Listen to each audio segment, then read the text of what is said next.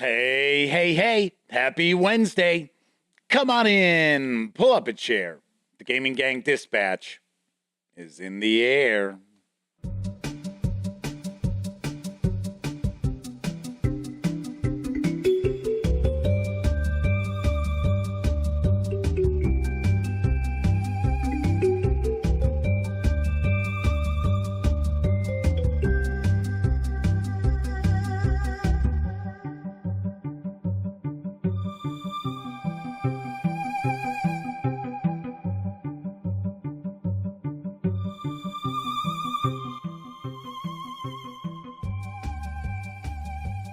Howdy, gang, and welcome once again to the Duct Tape Studios.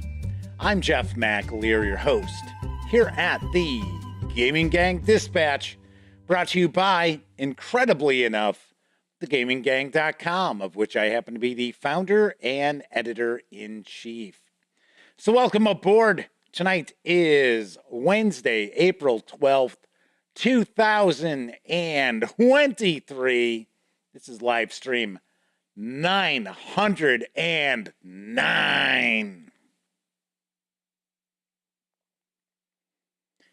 If you are not overly familiar with this show, let me point out, super casual. We just hang out talking about the latest in tabletop gaming news, and normally we'll take a live first look at a game. Every once in a while I'll do a live review, but for the most part, we're usually doing a live first look.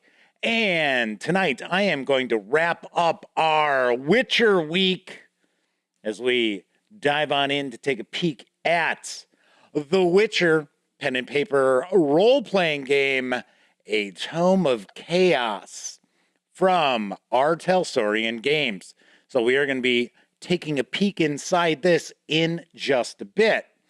So, if you are not overly familiar with this show, I should point out that we always tackle the tabletop gaming news first.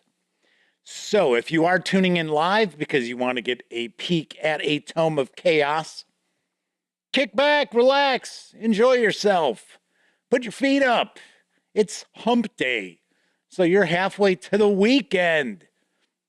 So just relax. We'll get there. It'll be probably 35 minutes or so before we jump on into that first look, maybe even 40. But if you are a subscriber to the channel, there'll be something that you can occupy your time with as well. I'll get to that in just a moment. But if you are watching this 30 minutes or more after the show ends, well, there will be timestamps. Those timestamps are located in the show notes, as well as, depending on the device you might be watching this on, right there in front of you in the timeline of the video. So if you are impatient and you just got to get to that first look, you'll be able to skip past the tabletop gaming news and my random musings and things of that ilk. But I do have some cool news tonight, so if you are into gaming, you might want to hang out and check that out as well. Of course, when you're not watching videos on the Gaming Gang channel, be sure to visit thegaminggang.com for all latest in tabletop gaming news, reviews, and a whole lot more that you will not find here on the YouTube channel, such as Sammy and Michael's reviews. Those are written reviews. They are not video reviews, so I would have no place to put them on this channel. So anyway, as I mention all the time, if you're not visiting thegaminggang.com from time to time, you're really missing out. You really are. And of course, whatever news pieces I discuss here on the show, there are articles about with links and everything else over at thegaminggang.com. Lastly, this is a live stream. So that means there is chat available. It's not on screen. It's one of the ways to keep some of the more unusual commenters at bay. And you do need to be a subscriber to the channel for at least 48 hours before you can take part in chat. Yet another way that I keep some of those more unusual commenters at bay. But if you want to say howdy, maybe you've got a question, a comment, maybe you want to get a closer look at something in A Tome of Chaos, chime in. I will do my best to respond. So let's see who was first out the gate tonight in chat. It was Kathy Evans. Also, Roger Prudhomme is with us. Our friend Chen from Taiwan is hanging out in chat with Chuck Terrell and Kevin R. Smith, as well as Testy Trekkie. So I think I've said hello to everybody in chat up to this point. So welcome, everybody. It is Happy Hump Day, I guess I will say. So let's jump on into that news, because I've got quite a bit for us to unwrap tonight. And it is Wednesday. I don't have a Wargame Wednesday for you, but I do have some wargaming news for you on this Wednesday. That's right. Because pre-orders have begun for the new edition of Axis and Allies 1941, coming from Renegade Game Studios this summer. Here's the latest. The world is at war. With the assassination of the Archduke Franz Ferdinand of Australia by a Serbian nationalist in Sarajevo, a fuse is lit, and the armies of Europe, and soon the entire world, will be on the march. This war will be like no other ever fought in human history. With the introduction of machine guns, flying machines, tanks, and chemical weapons, casualties will be measured in the millions, and advances against the enemy measured in yards. 8 major powers struggle for supremacy. The Central Powers of Germany, the Austro-Hungary Empire, and the Ottoman Empire are aligned against the Great Alliance of France, the British Empire, the Russian Empire, Italy, and eventually the United States. This is not World War II. Progress during the war to end all wars was measured by yards, not miles. The Italians were on the side of the Allies, while Turkey, then at the center of the Ottoman Empire, was one of the members of what was known as the Central Powers. Imperial Germany and the Austro-Hungarian Empire were the 2 other main Central Powers. The major allies, sometimes referred to as the Entente, consisted of the British Empire, France, Italy, the United States, and Imperial Russia. The alliance included other historical members, but they more or less fell under the command and control of one of these great powers. In fact, had General Pershing not insisted that its integrity be maintained, even the American army would have found itself as simply being replacements for the French and British. Axis and Allies World War I 1914 puts players in charge of one of the major powers, each with its own infantry sculpt. Other sculpts represent the artillery, tanks, aircraft, and naval lineup of either the Allies or the Central Powers. Axis and Allies 1914 is for 2 to 8 players, ages 12 and up, plays in 4 to 6 hours. It's going to carry an MSRP of $100 when it arrives in August. Of course, you can pre-order it right now. And I just saw a recent news piece. I think it's on the Renegade Games blog, or I should say Renegade Game Studios blog to be specific, that they had a contest where you voted on which of the Axis and Allies sets they would produce next. And it was Axis and Allies Guadalcanal. I thought that was kind of interesting that that was the overall vote getter out of the. I think they had like the zombies one, which I reviewed way back in the day, and it was just sort of. It was like, it was okay. It was all right. It's good to see Axis and Allies make a return. The only small issue I have, and it's not with Renegade Game Studios, it's just how Hasbro approached the various different releases for Axis and Allies, and that is that you suddenly they were like trying to cut away portions of the original game, because the original Axis and Allies ran the whole gamut of World War II. So it essentially ran 38-ish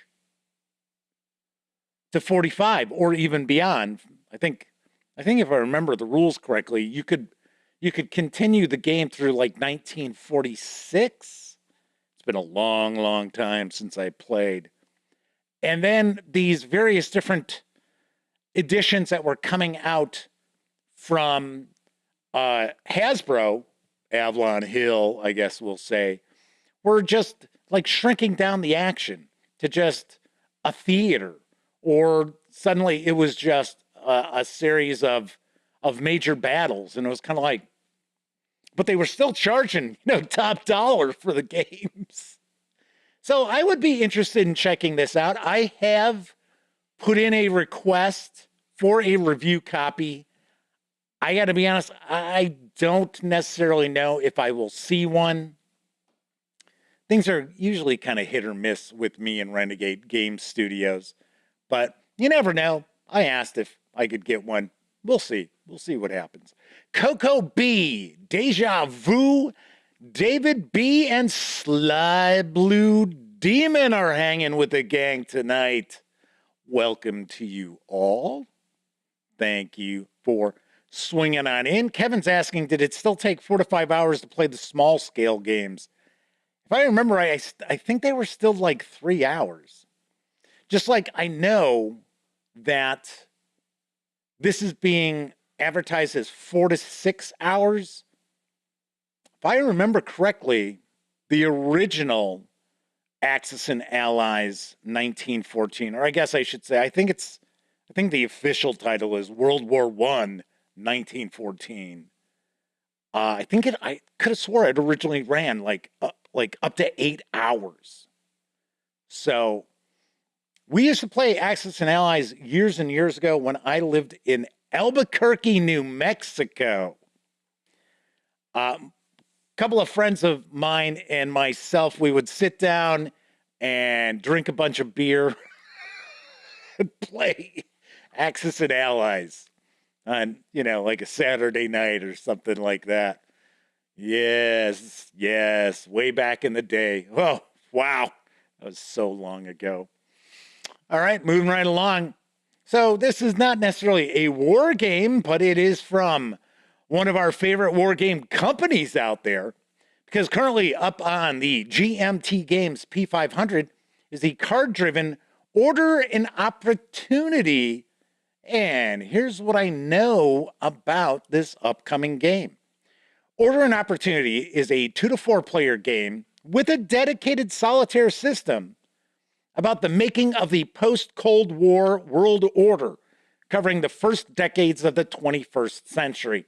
In the game, the United States, Russia, China, and the European Union compete over the control of the agenda and ultimately over victory points in the dimensions of economic, political, cultural, and security power projection. Order and Opportunity combines card-driven asymmetric gameplay to produce a topical and thematic historical game on a global scale. The game offers a distinctive and captivating play experience at every one of its player counts.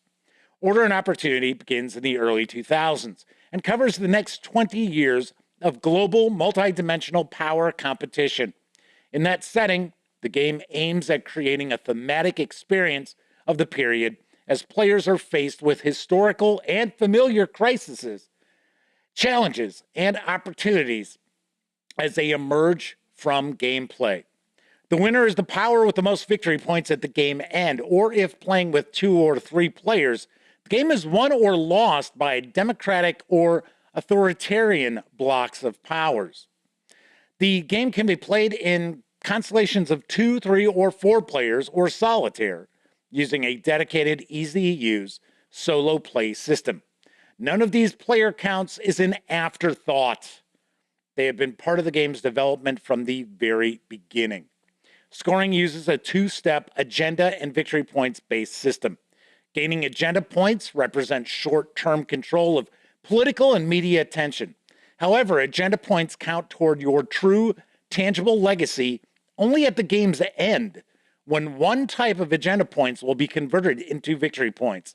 Players may also choose to spend valuable cards and actions during the game to convert agenda points into victory points as they go, one at a time. Order and Opportunity is for 2 to 4 players, ages 14 and up, plays in around 3 hours, can be pre-ordered right now for the P500 price of $55 with an expected MSRP of $78. Yes. This, I must admit, and I wish I had better images to share with you, although that, I believe, is the board. I believe that is the game board there. This sounds very, very interesting. I am very curious. I think, if I remember correctly, when I took a peek at the GMT Games website, I think this is at 405 orders. So, and I know I've said it quite a few times that usually GMT likes to have far more than 500 orders before they actually go to print. But it's not always the case. I have noticed that they have gone to print with titles with like 550, 600 orders. So I think they used to like aim for like 700 before they, really wanted to get it out to the printer. I am very intrigued. Plus, these cards look like you utilize them and you turn them because they have like other events or something on it. So kind of like, So definitely check this out. $55 is a fantastic price for what seems to be a pretty hefty geopolitical game. I'm going to be very curious to take a peek at this. I believe this will go to the printer. Sly Blue Demon mentions that they've got Axis and Allies 1942 in their closet and they've never played it. But one day. 245 Trioxin is with us in chat. Thanks for hanging out with us. Kevin says that beer makes it take at least 2 hours more. Because I mentioned that I could have swore that the original Axis and Allies World War I 1914 ran gameplay up to 8 hours. So, which is fine. I mean, there's a lot of monster war games out there that you'd be thanking your lucky stars if you wrapped it up in 8 hours. So, Sly Blue Demon says, man, I need to get a diplomacy game going again. Such a fun game. I love diplomacy. And we were just talking about Renegade Game Studios with the new edition of Axis and Allies. They're releasing an updated edition of Diplomacy as well. I did a news piece about that a while back. So if I remember correctly, I think I asked for a review copy of that as well. But, like I said, who knows? Don't know. We shall see. All right, let's talk about some role-playing game news, because April 22nd through the 30th will mark Pathfinder Beginner Box Days from Paizo Inc. And here's the scoop on the event. If you have ever wanted to try out Pathfinder 2nd Edition, the mod team at Reddit Pathfinder 2E has a perfect opportunity for you. During the last week of April, dozens of game masters and hundreds of players will be gaming with the Pathfinder Beginner Box during Beginner Box Days. From April 22nd through the 30th, new players curious to try Pathfinder can join experienced game masters as they play through the Pathfinder Beginner Box adventure, Menace Under Otare. This 2-session adventure is designed to guide players through combat, exploration, skills, and even puzzles. The upper level teaches the basics of Pathfinder gameplay, while the lower dungeon puts them in advanced practice. Player signups opened on April 1st. You can find info to sign up on the Beginner Box Days website at beginpf2.com, which you are seeing right there in front of you. Then you'll want to join the Pathfinder 2e Discord channel to connect with your game master and other players. The organizers will primarily use Discord to communicate updates or deals, as well as host virtual playrooms. If you want to be involved, why not introduce the next generation of players to Pathfinder? The Beginner Box is also a great adventure to try out being a new game master as well. Game masters will be able to register their sessions until April 17th by going to rpgchronicles.net and creating an event. Just select either the Beginner Box upper or lower level or both using event code 2711409. Remember, there's going to be an article on thegaminggang.com early tomorrow morning with all its info if you're interested. And of course, you'll need to include your Discord username when you sign up for that. Game Masters can choose any number of virtual platforms to run on, including Fantasy Grounds, Roll20, or the Deluxe Foundry Virtual Tabletop module. Game Masters will also receive a free PDF of the Beginner Box when they sign up on the website by April 17th on the GM info page. So what are you waiting for? Begin playing the world's preeminent award-winning role-playing game during Beginner Box Days. Sweet. I thought that was kind of cool of Paizo Inc. to do that. And I honestly think one of the reasons why they're doing this is because they had so much interest in Pathfinder when the whole open game license fiasco was going on. And they ran out of core rule books for Pathfinder 2nd edition. In fact, they went through, I think it was an 8-month supply in 3 weeks. So, of course, they hurried to get a new print run out there. And I believe the print run's going to arrive the end of this month. So, nice way to kind of segue right on into the core rulebook, eh? And Darius Termina is joining us in chat. I believe this might be a first-time visit for ET. So welcome aboard. Let's make them feel comfortable.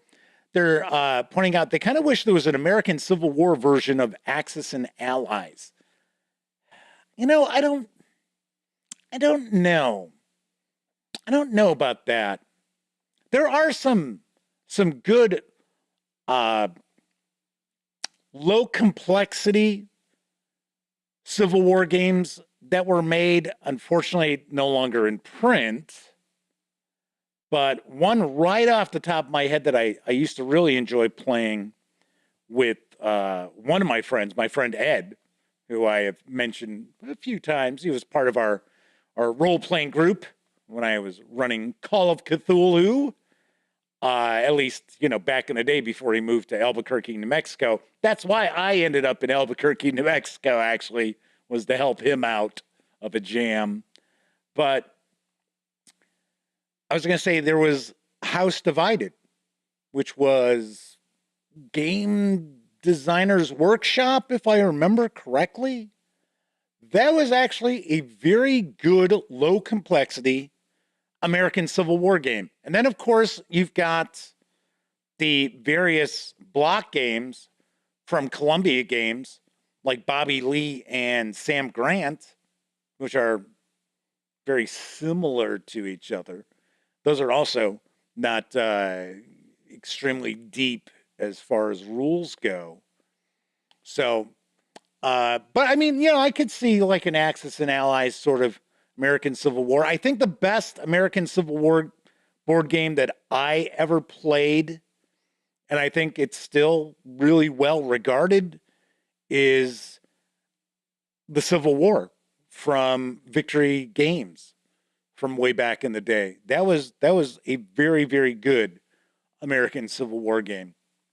A little heftier as far as rule systems and mechanics, but still really good game. And I loved the fact that they would have various different generals, both Union and mostly Confederate, who didn't necessarily have to die when they did, like Nathaniel Lyon for the Union, as well as Stonewall Jackson, Albert Sidney Johnson for the Confederates. So I thought that was very cool as well.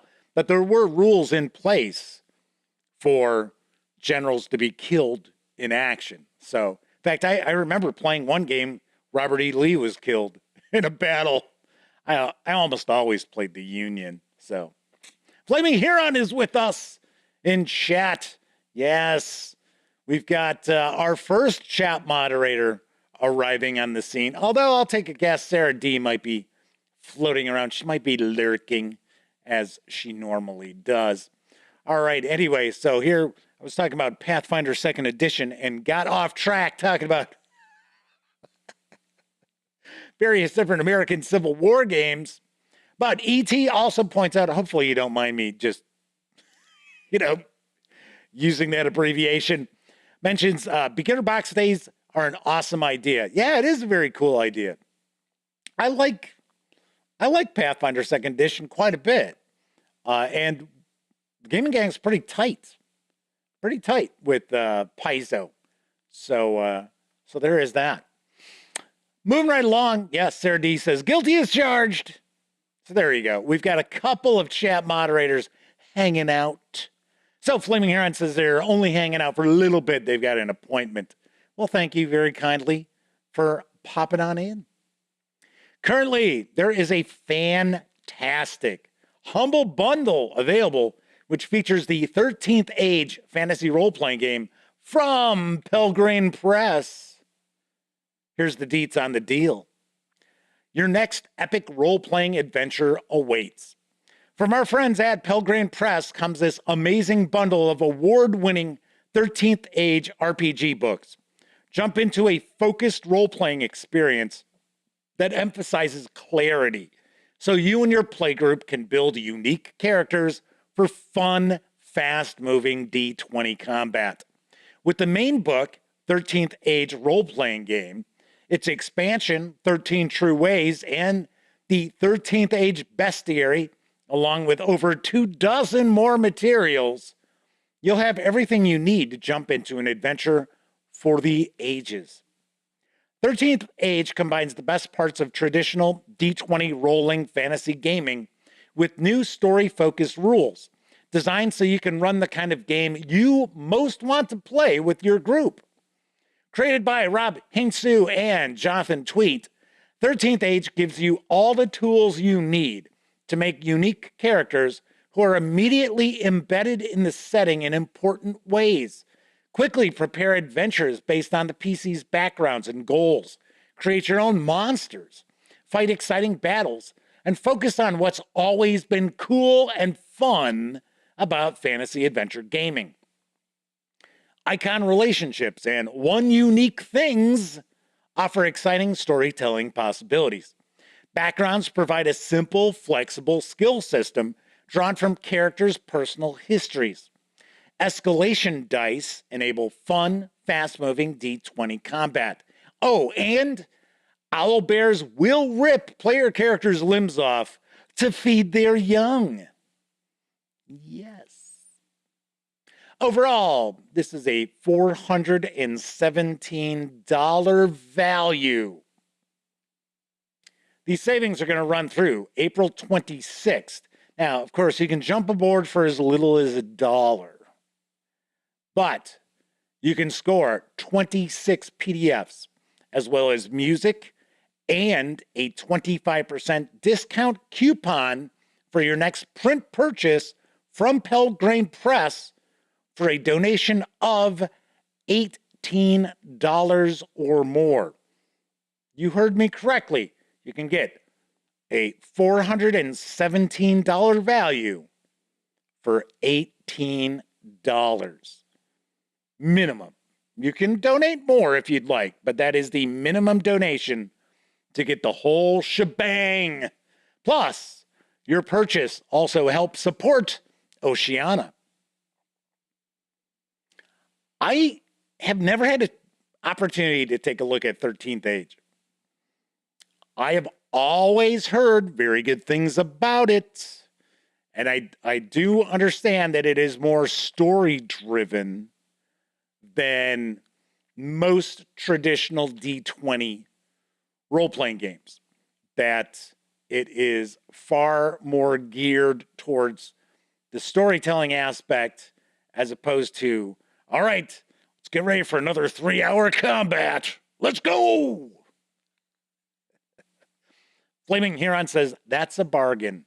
Yeah, even if you never used this as a role-playing game, if you just used it as an idea generator, you can't go wrong with all of that content for $18. I got to be honest, I think it's just about everything that Pelgrane Press has produced for 13th Age. Maybe they're thinking of doing a second edition. Because sometimes we do see these bundles pop up when publishers are on the verge of announcing they're going to do another edition. So, wouldn't be shocked. All right. Speaking of new editions of role-playing games, let's move on to my final news piece, because the 4th edition of the old school flavored Whitehack has arrived in PDF. Here's what I know. Whitehack is a complete fantasy role-playing game in the original tradition. In addition to custom settings and adventures, it can run just about any material from 1974 onwards with great ease and little or no conversion. This works by picking a very limited set of pieces from a traditional, modern, or foreign stat block, and then triangulating them to pinpoint how a monster's spell or ability works. Whitehack's rules are built to meet the demands of long campaigns. It mixes old and new school mechanics to create an emergent game which helps you take your first steps and then keeps challenging you as you become a more experienced player. A single book of rules is brief, concentrated, and comes in a small format with a traditional layout, completely sans art. This digital version comes with 2 hyperlinked, fully bookmarked, and optimized PDFs. One for your tablet or computer, or one for your phone. The 144-page PDF of Whitehack 4th edition is available over at DriveThruRPG for $14.95. Yet another fantasy role-playing game that I have heard cool things about, but I have never actually taken a peek. So I do understand that there is kind of a mix of old school and new school, like OSR and NUSR. So, but I also don't believe that it uses like the traditional attributes.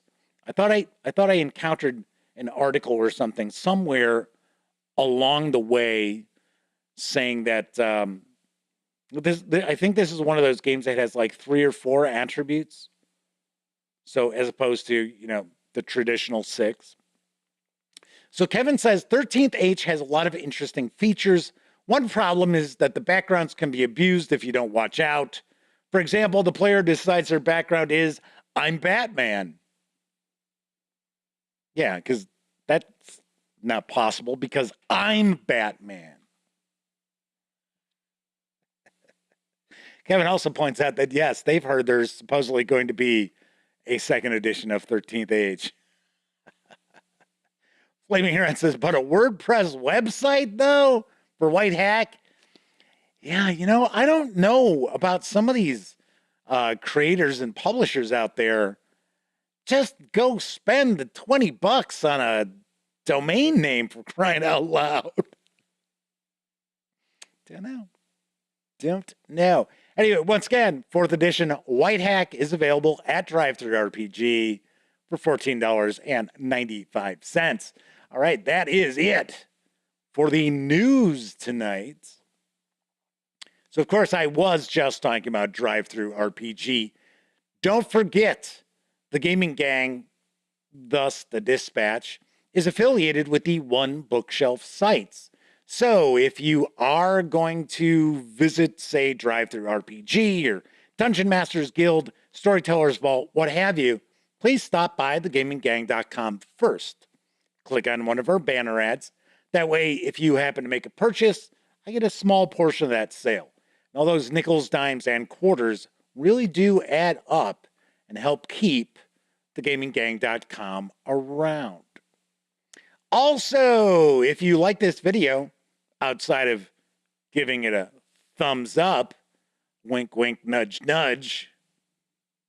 If you like this video, if you dig the channel, if you find thegaminggang.com to be a valuable resource, hell, if you just like what we do, you can always help support the Gaming Gang by visiting paypal.me/thegaminggang and making a small donation. And big thank you to the Madman, as well as Marcus George and Roger Perdome, who have all recently stopped by and made not small donations. So thank you kindly to those folks, as well as everyone who uses the banner ads and or stops by paypal.me. Thanks a bunch. So real quickly, before we jump on into our first look at A Tome of Chaos for the Witcher RPG, did want to point out how much I appreciate all of you just hanging out.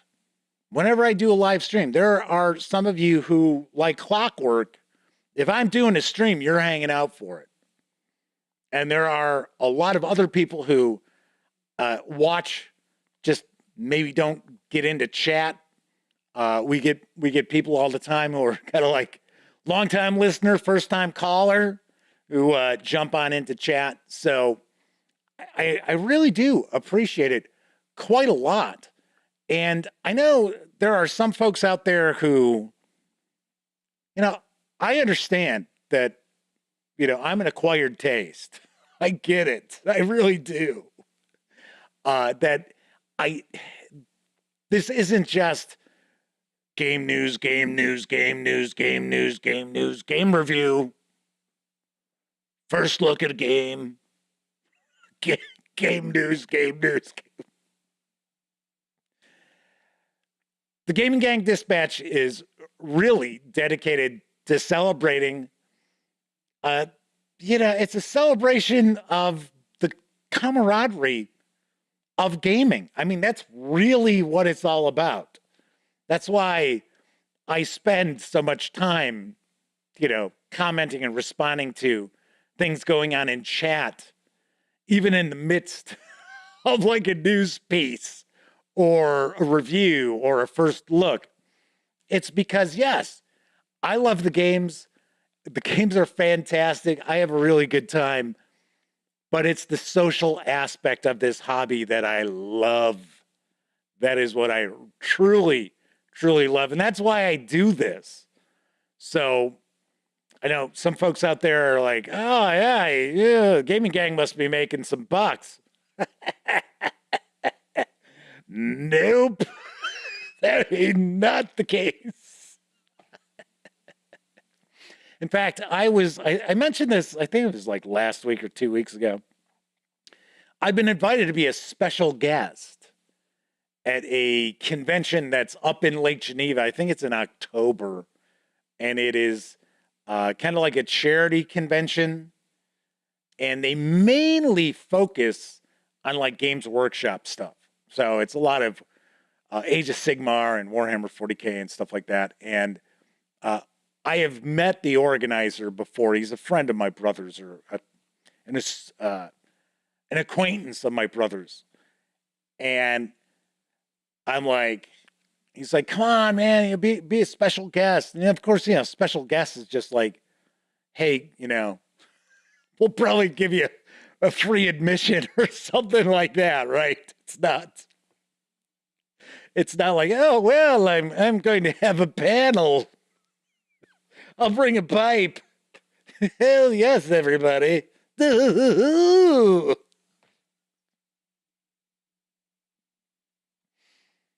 And I already said, gosh, you know what? I really appreciate the invite, but my convention budget gets completely wiped out by San Diego Comic-Con and for Gen Con.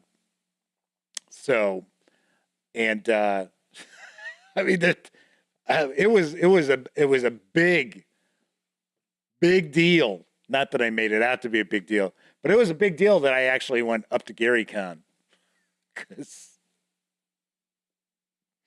Anyway, but yeah, so I'm just pointing that out, that it's not, I don't do this because I'm making money off of it, because I certainly,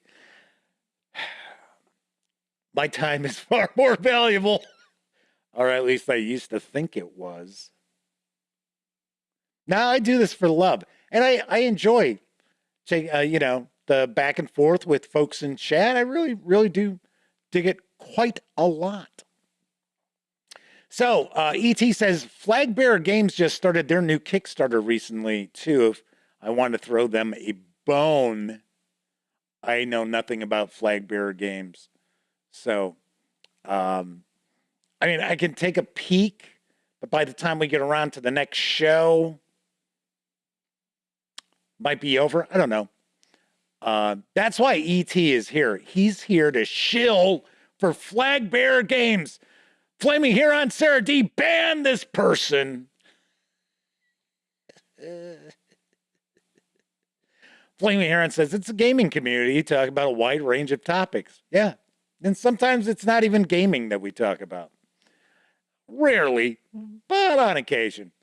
So Flaming Heron says, all for the love of the game. Yeah, just like that movie. For the love of the game. Wasn't that about basketball, if I remember correctly? Okay, so tonight we are going to dive on in. We are going to wrap up The Witcher week with a first look at The Tome of Chaos in just a few moments. But first, I don't know about you folks out there, but I think it's time for a brief intermission.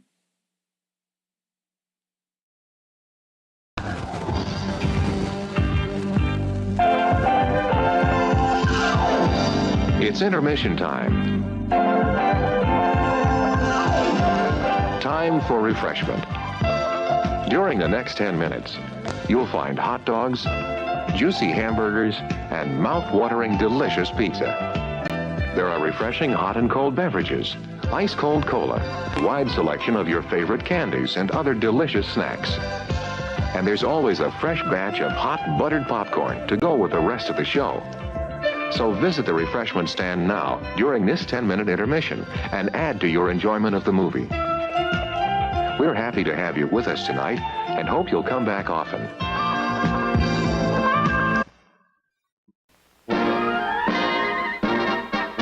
A time for fun, a job well done for Pabst Blue Ribbon Beer. It's fun to relax and join your friends with Pabst Blue Ribbon Beer. For fellowship, companionship, drink a toast delicious and clear. Pabst makes it perfect when good friends meet for Pabst Blue Ribbon Beer. Come pour, we invite you to pour a Pabst Blue Ribbon toast. Clearly refreshing, that bright golden brew. Clearly delicious, Pabst flavor comes through. Come pour and drink a toast with Pabst Blue Ribbon Beer. Good times with good friends, and Pabst makes it perfect. Clearly refreshing, clearly delicious. That's Pabst Blue Ribbon. Over 100 million barrels since 1844.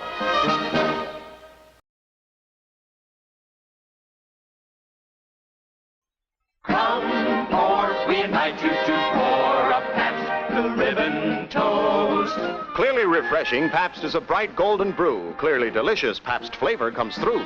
Come pour and drink a toast with Pabst Blue Ribbon beer. It's your present from Mr. Wilkins. But I don't drink Wilkins instant coffee. I know, he just wanted to be remembered.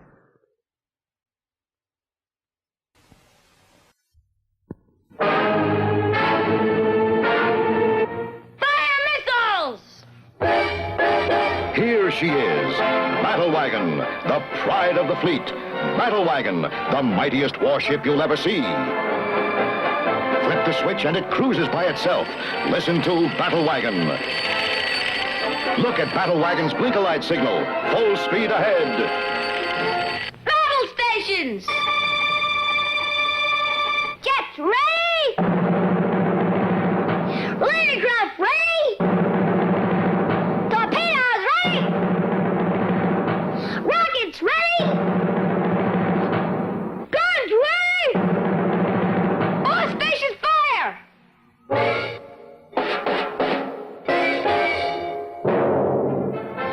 Boys, get your own battery-operated Battle Wagon, loaded with tremendous firepower, at food markets only.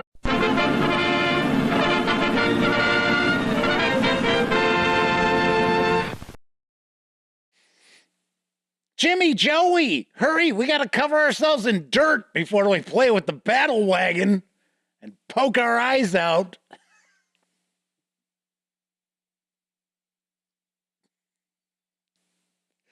Yeah, I remember when I was a kid, that was about the time that they started saying, you know what? We're not going to allow toys to shoot things out anymore. Roger mentioned that pizza looked awfully weird. You know what looked weirder? I don't know if you noticed it. The hot dog. So there was this really long hot dog, which was being served on 2 pieces of white bread. I have noticed that a few times in some of these drive-in intermission little snipes that we take a look at, that sometimes the bun on the hot dog is actually a piece of just white bread. And that one just happened to have 2 pieces of white bread on it. All righty then. So tonight we are going to be taking a first look at The Witcher, A Tome of Chaos, written by Cody Pondsmith, James Hutt, Linda Evans. I'm not going to make that bad Dynasty joke again. Simon Goudreau and Smicky Lorebringer. Obviously somebody's pen name. This 216-page hardcover magic supplement is available for $35, or you can grab just the PDF alone over at DriveThruRPG for $17.50. All right, let's swing on over to the other camera because here I've got A Tome of Chaos. So before we dive on in, so Sarah D says, hey, white bread was hot dog and hamburger buns in my house. Yeah, I'll be the first to admit I have used them for the same thing. It's like, damn it, I've got everything but hot dog buns. I'm not running out to the store for hot dog buns. Screw that, I'll just use white bread. Do that for hamburgers too. Oh yeah, we're on the same team there, Sarah. Anywho, the fine folks over at our Talsorian Games were kind enough to send along this review copy, but neither I nor anyone else affiliated with the gaming gang has received any other sort of compensation for me to share this coverage with you. These days, it's important that you know that, even though you might think it's not. So, we're not going to look at each and every page. But I do want to give you a good feel for what's inside A Tome of Chaos. It is said that magic is equal parts art, chaos, and science. That it's a blessing, a curse, and progress itself. Through the notes of escaped Nilfgaardian director of magic, Glynis Var Raharni, you'll put that saying to the test, uncovering the secrets of the primal forces of magic. How will you use this primordial chaos, and how will it change you? A Tome of Chaos is a supplement for the Witcher tabletop role-playing game, which gives you a number of new spells, invocations, rituals, and hexes, as well as a collection of magic items, dark rituals, and new magical miscellanea to take your game to new heights. So E.T. points out, hot dog buns work as French toast in a pinch. Oh man, that is a serious pinch. All right, let's dive on in. So once again, we've got loads of illustrators. Wow, we've got 3 columns of illustrators here. So far, with the 2 books we've taken a peek at this week during the Witcher week, A Book of Tales and A Witcher's Journal, I've been very impressed with the artwork. I have really, really liked the artwork quite a lot. So, compiling a tome. Looks as if we have got, this might be more along the lines of just flavor. So yeah, so it's written as if it's a presentation from someone. Mages, priests, druids, the magical mundane, magic compiled, magical marketplace, the dark arts.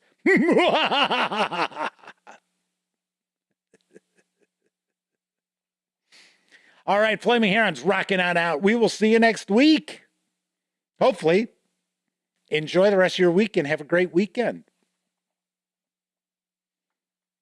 So, looks like we got a discussion of ley lines. Ley lines are invisible, semi-physical pathways of magic that crisscross the world.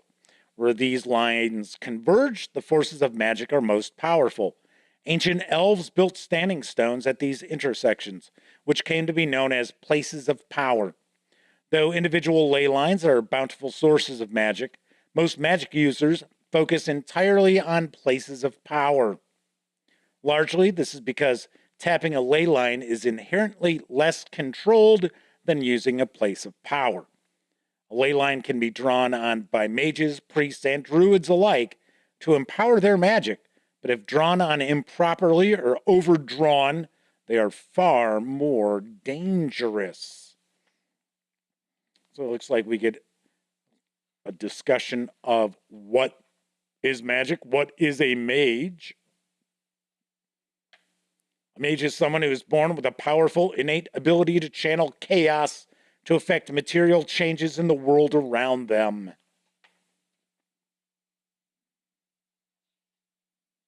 So, kind of giving us a bunch of background about mages. I wonder if they do the same with priests. So, the mage life path. So, where were you born? Who was your family? How did you discover your magic? How did people react to your magic? What school did you attend? Then we have life in academia. Were you an apprentice? The life of a mage.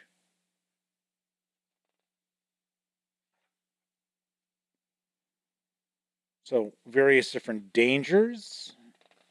Social faux pas. You made a terrible social faux pas at a gathering of mages, and now treated as tolerated by other mages instead of equal. Yes, well, Benny over there, we just tolerate him. So here we go. So we've got priests. So taking a guess, we're going to have a section for priests, as well as a section for druids. I got to be honest, I don't think the Witcher role-playing game has a huge difference between like arcane magic and divine magic. I don't know if there's actually that sort of designation. So here you have the priest profession, the priest skill tree. So their defining skill is initiate of the gods. So we have cultist, preacher, fanatic. Oh, pretty short there. A little more flavor. Then we got our druids. So that was actually relatively short section. It looked like it was mainly discussing various different deities. Druidism isn't strictly a religion. They do not prophesize for converts, and they do not hold services. They are protectors of the land itself, or should I say forests. I'm not aware of any druids of the deserts, moors, or barren mountaintops. They have no fixed temples or houses of healing, preferring instead to gather around ancient trees and standing stones. Their circles, under the control of a hierophant, male, or flamenca, female, take place deep in forests. It would be easy then to say they must be on the decline. However, there are still many deep forests that dot the continent, and many of them show signs of magical beings within them. So E.T. says, in the world, I think magic is just magic, but priests aren't hunted because of it. So here we have druidic interactions, different clans, different circles, maybe they're circles. Yeah, I think we've got a variety of different druidic circles there. Wandering druids. So here we have the druid profession. We have forces of nature. It looks like some more fiction, some flavor fiction. Magical mundane. There are many people, perhaps 1 in 500, that are born with a magical talent. They can do one thing. They can repair potware. They can find lost geese. They might even be able to make wooden things unbreakable. They're usually not born into families with manifest magic. How these people live is just as varied as their talents. In the South, as we've mentioned before, these people often attend Wisson Hall long enough to be evaluated, trained, and often categorized, or cataloged, I should say. If they are finders of lost waterfowl. Geez, Jeff, how about try to read English here?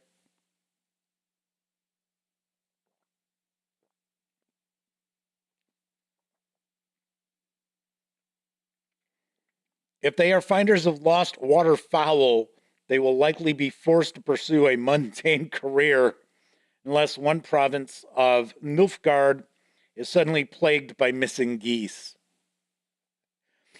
I had mentioned this yesterday. I find it interesting how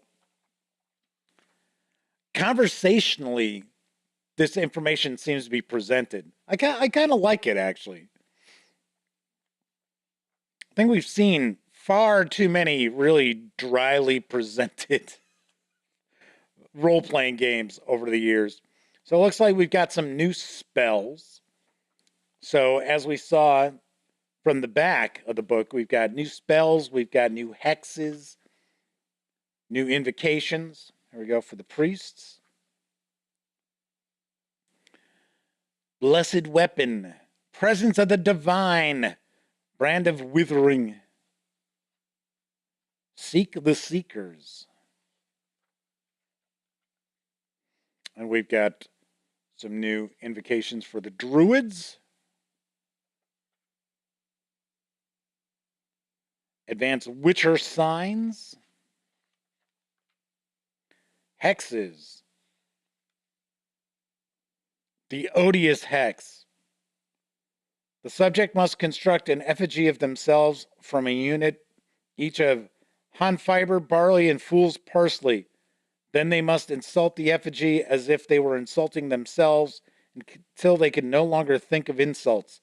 Finally, the subject must burn the effigy to free themselves of the hex. So the odious hex weaves around the subject and makes them repellent.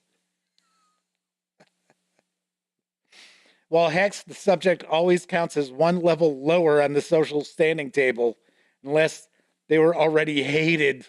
I guess it doesn't get any lower than that. This affects people of the subject's own race. It's kind of interesting. Magical Marketplace. There we go. We've got some new magic items.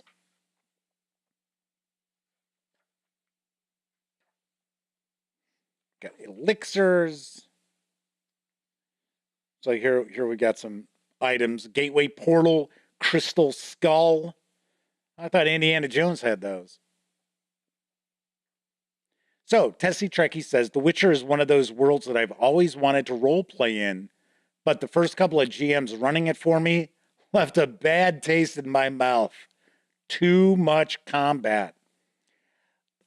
Unfortunately, that tends to be an issue with many game masters, and not only game masters who are just starting out.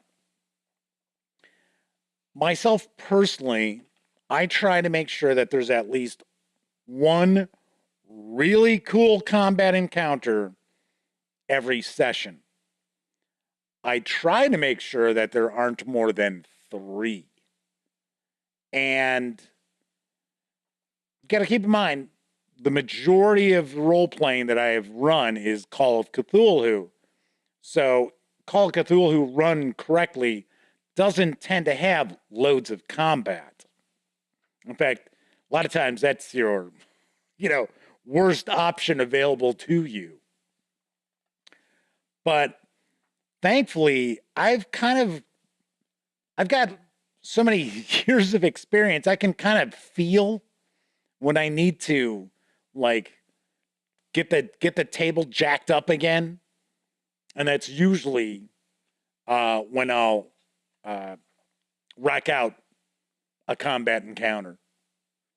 So, Tessie Trekkie said, in the sense of get plot hook, make a tracking roll, 1 hour of combat, make a tracking roll, 1 hour of combat, repeat.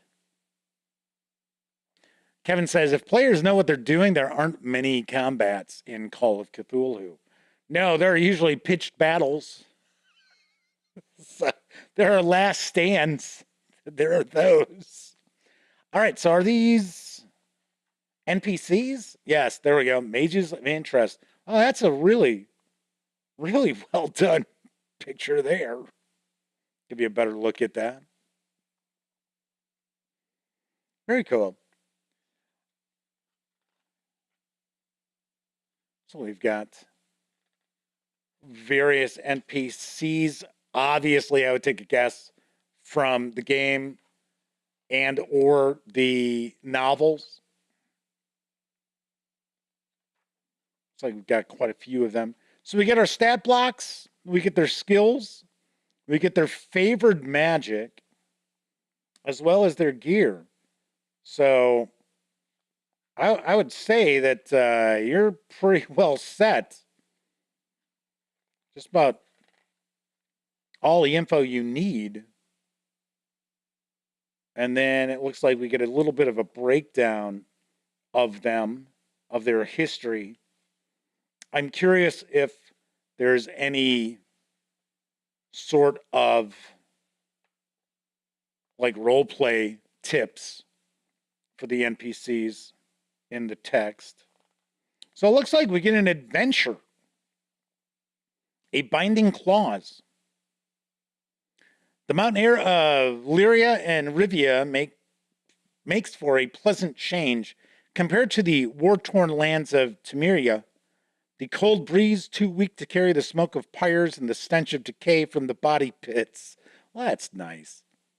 War seems a distant thing here, a bad memory or a forgotten nightmare, out of the reach of the white flame dancing on the grave of his enemies. But a violent history lingers here in the marks left behind. Rivia, a city scarred by pogroms, sits in the shadow of the Crag Ross Mountains on the horizon, somber and tarnished by the hatred its people hold. Tension bleeds like pus from a lanced wound. That's a nice picture to paint. Infecting all that encounter it. You see it in each suspicious look, hear it in every venomous word, and here in the outlying village of Spets, something is about to snap. So, sorry, probably some spoilers here as we're taking a peek through.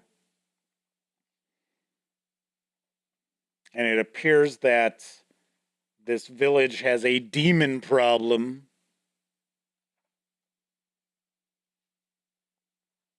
The uninvited guest. It's like this is a fairly long adventure, too. So I'm skipping pages through. There we go.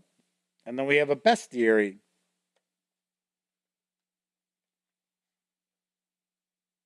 So it looks like we've got...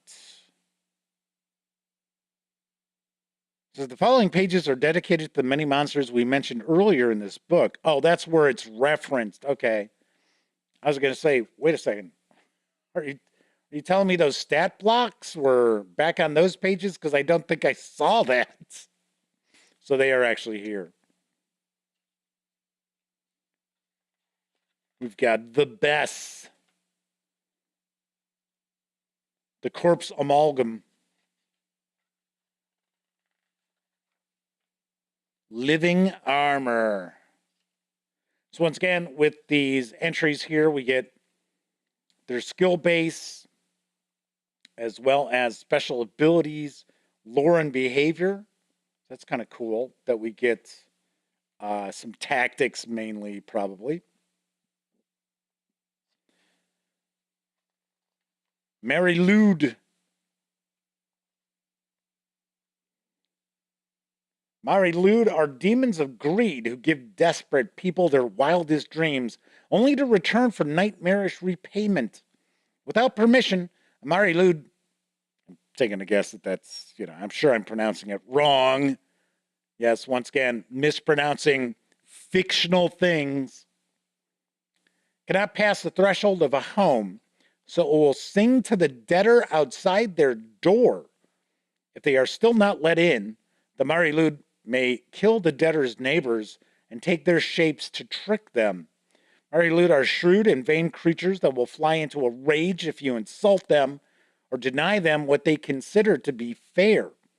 If it turns to violence, a Mari Lude will prefer to stay at a distance, using its extremely long neck like a whip, or lunging its skeletal head out to bite through armor with unnaturally sharp teeth. Be wary that this demon exudes an aura of icy cold, which may freeze you in your tracks. If possible, attempt to sever its neck to take away its best weapon. Well. That's pretty cool. And looks like we've got some new components as well. We got our index to wrap things up. And then we have a Book of Tales, which we took a peek at yesterday, and Cyberpunk Red, which we might be having a Cyberpunk Red week. We shall see. So that is The Witcher, A Tome of Chaos. This 216-page hardcover carries an MSRP of $35. You can also grab the PDF alone over at DriveThruRPG for $17.50. ET says that Mary Lude, or however they're pronounced, are Welsh. Pronouncing anything Welsh without being a native speaker is a losing game. Yes, I could certainly understand that. All right. So that is it for The Witcher week here on the Gaming Gang Dispatch. Big thank you once again to the fine folks over at our Talsorian Games for sending along A Tome of Chaos, A Book of Tales, A Witcher's Journal, as well as the Lords and Lands, which included the Game Master screen. So very, very nice.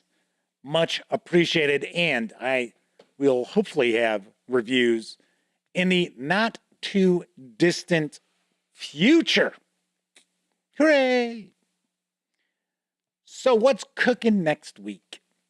Well, as I had mentioned past few shows, if Dying Earth shows up from Goodman Games, we will take a look at that next week. But like I said, if that shows up, we'll take a look at it on Monday. But we are going to be taking a peek at Achtung Cthulhu 2D20 next week as well. So we're going to take a look at the Player's Handbook, or is it Player's Guide? Player's Guide. The Game Master's Guide, as well as the Assault on the Fiera Train adventure, which I think we will actually double dip when we do the Player's Guide. We'll take a look at this as well. So that will be on the show. And then if for some reason we don't see Dying Earth show up, and I'll be the first to point out, when I ordered some stuff from Goodman Games, their shipping wasn't real quick when I ordered the rule book and the Zaki dice. So it might take a little while for us to get it. So what I will do then is we're actually going to take a page through with the Rise of the, Fist of the Ruby Phoenix. Why was I thinking Rise? I almost said Rise of the Rune Lords. It's not Rise of the Rune Lords. It's Fist of the Ruby Phoenix. The one volume, which the fine folks over at Paizo Inc. have collected the 3-part adventure path into one hardcover. We will take a peek at that if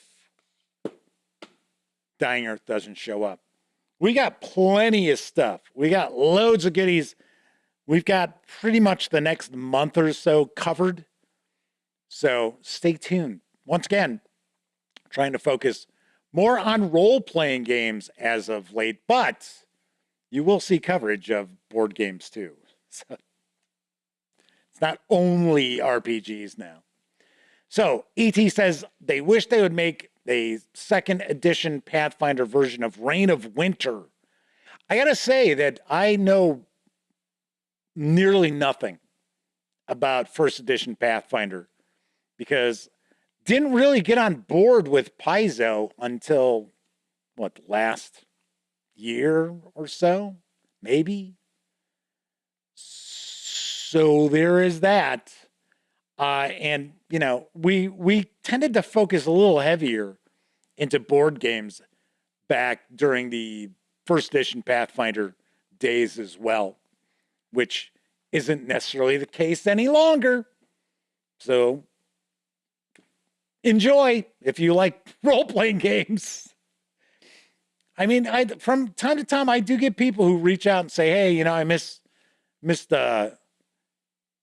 all the coverage you used to do of board games. And it's like, well, there's still board game coverage.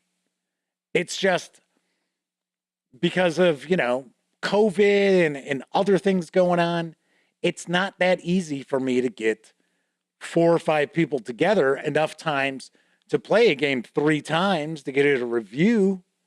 So rather than just sharing first looks at games, you see it all the time. I share a first look, and it takes a while for me to get a review out because I just don't have an opportunity to get people together. I mean, I've got free time. Unfortunately, they don't. So, all right. So that's it for this time out. If you like the video, by all means, please give it a quick thumbs up. Subscribe to the channel if you haven't already. And if you do subscribe, don't forget, ding that bell, because it'll not only let you know when the Dispatch streams live Monday, Tuesday, and Wednesday evenings right here on YouTube. It'll also inform you when I upload other videos, such as my recent review of Votes for Women from Fort Circle Games. And of course, when you're not watching videos on the Gaming Gang channel, be sure to visit thegaminggang.com for all latest in tabletop gaming news, reviews, and a whole lot more that you won't find here on the YouTube channel. If you're watching live, thank you very much. If you were watching live and took part in chat, a bigger thank you, because you already know, not only do you get to keep me company, so I don't feel like a complete idiot just speaking into a camera live, you also keep each other company as well when I'm sitting there doing my first looks or doing reviews. But of course, I know a lot of people out there, they don't have an opportunity to watch live. Doesn't matter if you're watching live or on Memorex. Thank you so much for taking time out to watch any of the videos here on the Gaming Gang channel. Everybody enjoy the rest of your morning, afternoon, evening, whatever time of day happens to be in your neck of the woods. Enjoy the rest of your week. Have a great weekend. I will be back on Monday. And of course, here's hoping each and every one of you gets to enjoy plenty of great gaming with your gang.